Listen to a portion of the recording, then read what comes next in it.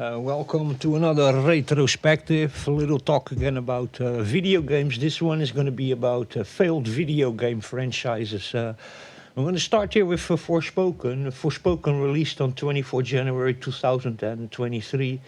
The all-time peak of the game. I don't even need to look over here just to the amount of total reviews of this video. We're talking here about 4,500 total reviews, which is miserable for a game that, if I remember well, I think this game costed more than 100 million or 150 million to develop by Square Enix, and was a total flop. And it's not their only flop. They made a couple of flops in the last 2 or 3 years. Very expensive AAA productions that just all flopped. So that's Forspoken.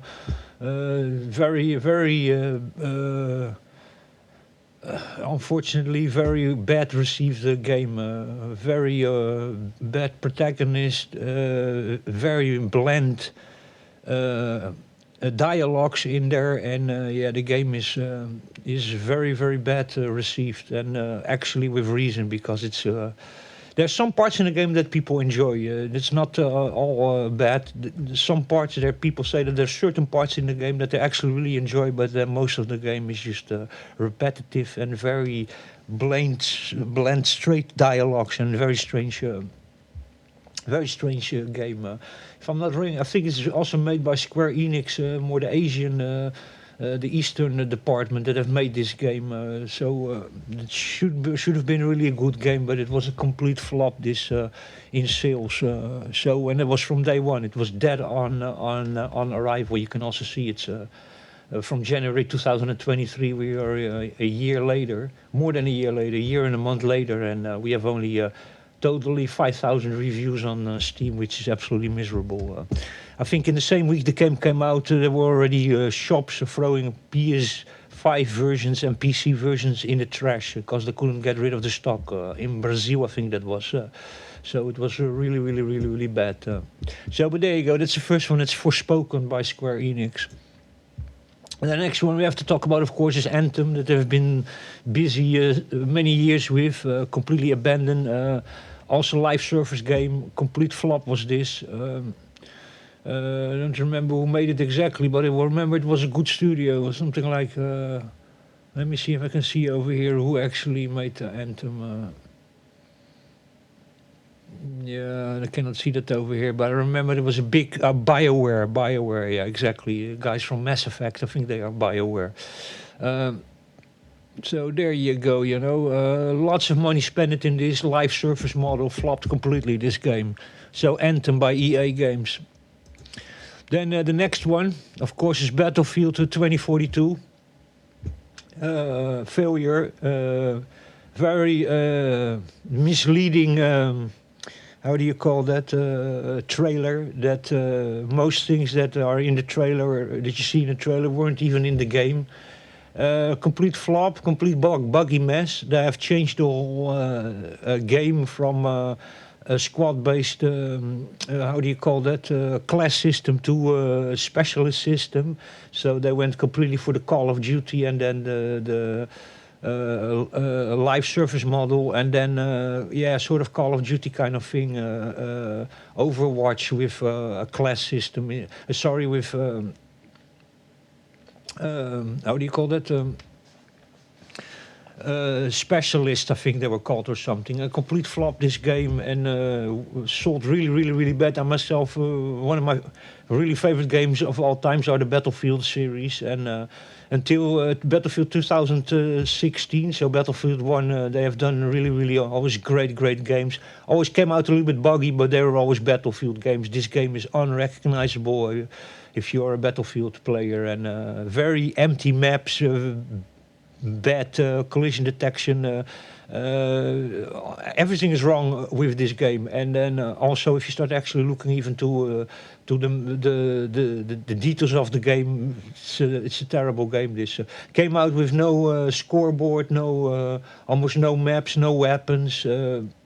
No voice chat, so voice over IP, anything. So complete flop is this, and it's still they are still maintaining it, but the player base is not really great, and the real diehard Battlefield fans, as I am, are playing Battlefield 1 from 2016 or Battlefield 5 from 2019. And Battlefield 5 already turned a little bit to another direction, not so historically accurate, but much better game than this, and has a much higher player base every day on Steam and on EA. So there you go. Battlefield 2042 was a complete flop, this game. So Marvel's Adventure is also one that has cost hundreds of millions, if I'm not wrong. Marvel Adventures was also a complete flop, live service model game.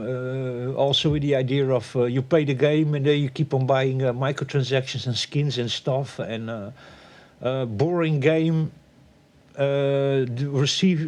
Sold very bad, so bad that they're already giving it away on Epic Games for free. So there was a complete flop, this also, and it costed a lot of money. Really strange for a game by Marvel, and with all the characters of the Marvel universe in it, and the production that they put it in it, because it is a very expensive production, but it was a complete flop.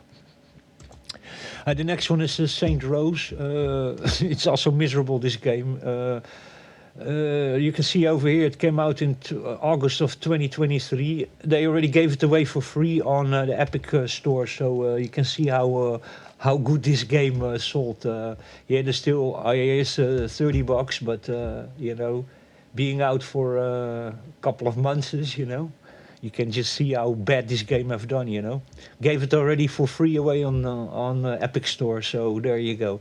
The story goes about a couple of guys and a waffle iron, and then they have student deaths, and they're nerds, but they have student deaths, so they're going to turn into the criminal world to pay off their student deaths, or something like that, on those lines.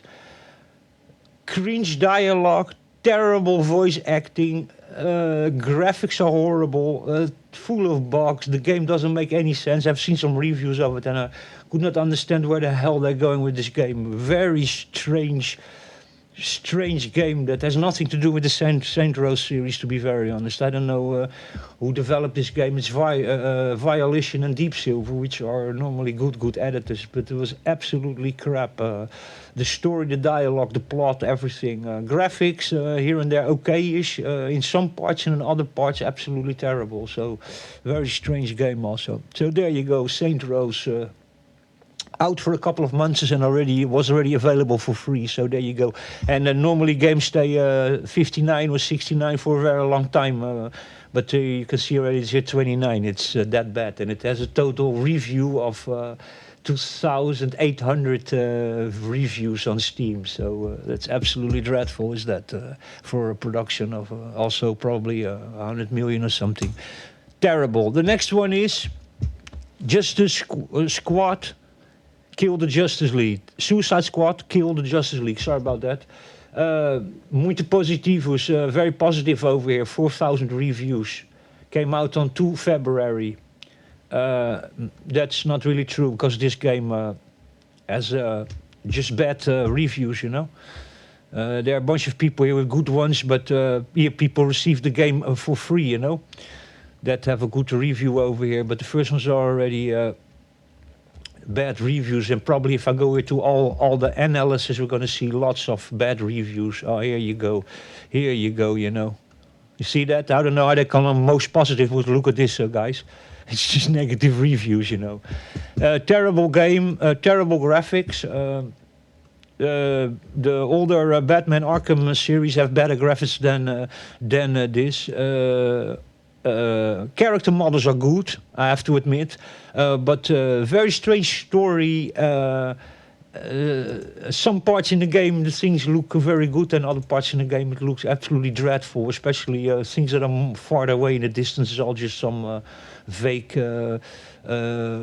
out of resolution, far away thing, and then only thing that has a lot of definition is actually the character models when they're standing straight in front of you. When then the background, or you see the sea or something, and you put Batman Arkham Knight series next to it, the Arkham series next to it, then all of a sudden you see really how and the story very strange, and then they're killing their all Superman and all all our childhood heroes. They're being killed by them very stupidly, very easy even, and then after that they even piss on them. It's I don't know where they're going with this, but this is a complete flop. This I can see that already of the reviews, and you just need to go to YouTube and you get one bad review after the other. So this was also a complete flop.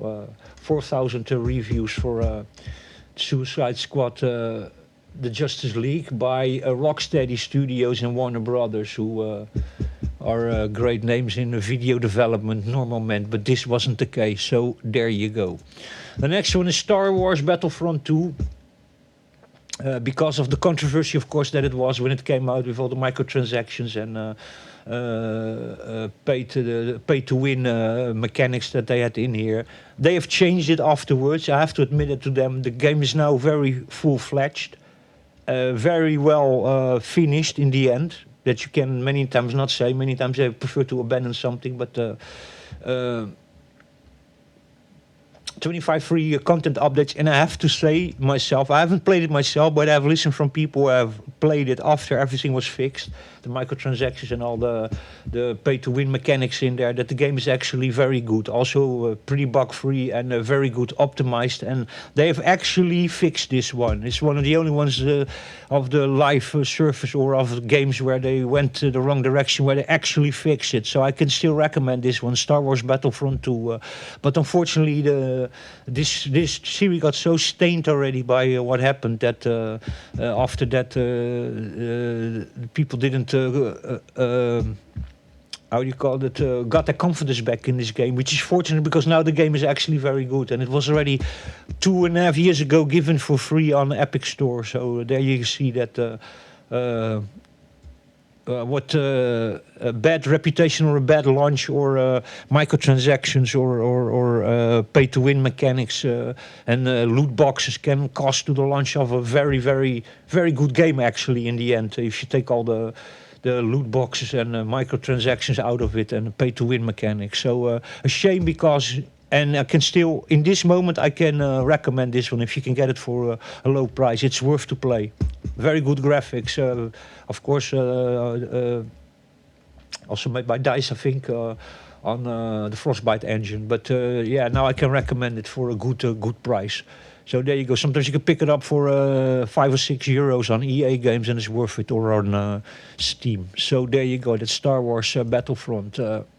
Now we go to Redfall. Of course, this was a disaster also. 2 May of 2023. Has only 2,000 reviews, which is actually absolutely dreadful. This game was made by Arcane Austin, the guys from, let me see, Prey and Dishonored. That made Prey and Dishonored, and also made Deadloop, which got a 10 out of 10, which was a little bit weird also for the art direction, and got everywhere 10 out of 10, and best game ever and whatever, but... that was a little bit weird for me also. I didn't connect with that game, but I don't think that game deserved 10 out of 10, not even by far. But there you go. There was Deadloop, also made by Arcane Austin, but this game was a complete flop. So I don't even think I need to go into it. The AI is stupid, the game is stupid, it's completely broken, and yeah, that's about it. That's all I'm going to say about Redfall. It needed to be the big exclusive launch for Xbox after they bought Bethesda Studios, because Arcane is Bethesda Studios, but this was an absolute flop. So there you go. That one we don't need. And next one is Lord of the Rings Gollum. Complete flop. 25 May of 2023. 409 reviews. So yeah. I don't think I need to say anything about this game. It's just a disaster, and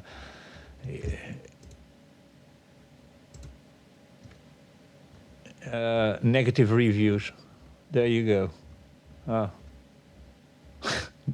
Can't even find a positive review. Yeah, the one that's on top. It's also Steam starts being a little bit suspicious. Also, you just saw it with the other review also that the one on top was positive, but then you go under all the reviews, get the first on top, you get all the good reviews, and then you go to really to all analysis, and then all of a sudden you get nothing else than bad reviews. And in the other one, it was even saying mostly positive, while it was mostly negative. So, but there you go.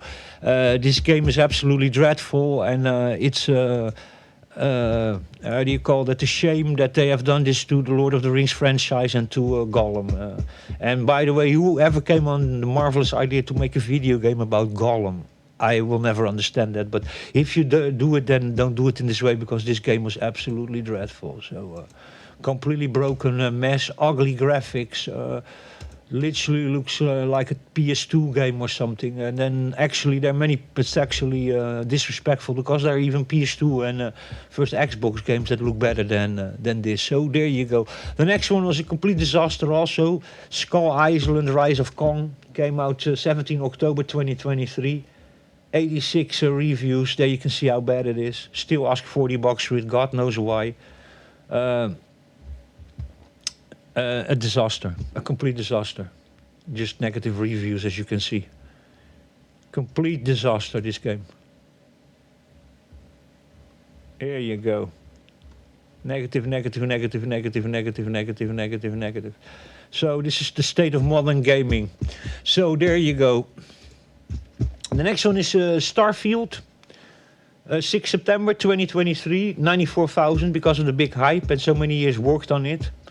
I don't know what people have with this game, and people next engine, and Todd Howard saying that you have to upgrade your PC, because I'm not seeing why this game is so heavy. It is a very old engine they're using. The graphics are meh, and it looks outdated. And it's people say it is a walking simulator, basically, where you eat bugs and you live in a pot, and you have just people telling you to do things, and sometimes you have to sleep before you can sell something, and you walk everywhere because you have a spaceship. But when you're on a planet, then there are no electric scooters or no cars or no anything. You're walking all the time, so it's a little bit of a great reset simulator in the sense of you own nothing, and mobility is only for corporations and for the ultra rich, and that's a little bit what they are over here trying to put in your head. Very, very. You see also that the reviews are already neutral, and that if we go down to the reviews over here, that there are already many negatives. So yeah, look, tons of bugs, and people already received it for free. Even negative. Received it for free, negative. If I go to all the analysis, we're going to go really into many negatives. There you go. And they are not telling you that, you know. It's everybody's saying this game is positive, and but many negatives, and YouTube is full of negative reviews about this game already. Just loading screen simulator. Procedural generated planets, and you don't even really travel from planet to planet. You just there in you're just over there going from one loading screen to the other one. It's an absolutely dreadful game. So lots of negative reviews about it already, as you can see. So there you go. Then the last one is Battlefield 5.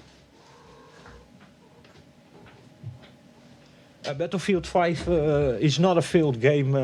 It has very good reviews, actually. But that was only after they fixed it also, because in the beginning the game was pretty buggy, and it was very strange. The first trailer that they have removed already over here, where you had a female soldier with a bionic arm, and then black men as Nazi soldiers, and it was all very, very, very weird. This Battlefield is already shifting a little bit to a different direction. Still, I like this one, but I don't think it's one of the better Battlefields out there. I think they already screwed up a little bit over here, and actually the game is a little bit unfinished, you know. It's not so polished as Battlefield 1 or Battlefield 4 or But still very worth it to play. This one is played a hell of a lot more and have a lot better reviews than. And that's the highest player score, still even over 2042. So not bad, but I still think that Battlefield 1 and Battlefield 4 and 3 are the better games to play.